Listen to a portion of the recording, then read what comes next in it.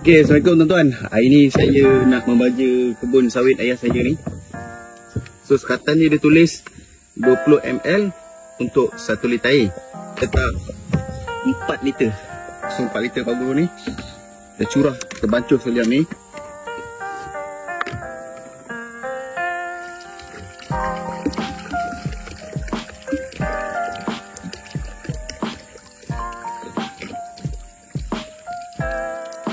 Okay. Nak lebih pun tak apa sebenarnya sebab dia organik. So tak risaulah sebab dia tak ada efek pun. Lagi banyak lagi bagus. Nah, bancuh dalam ni terus. Kacau. Lepas tu kita isi dalam ni pump bateri ni. Kita sembuh siap pokok. Okay.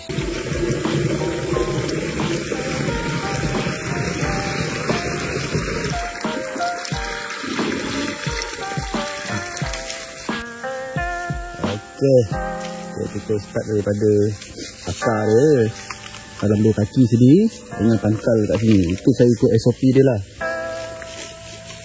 Janji pokok ni basah, nanti akar baru keluar, confirm.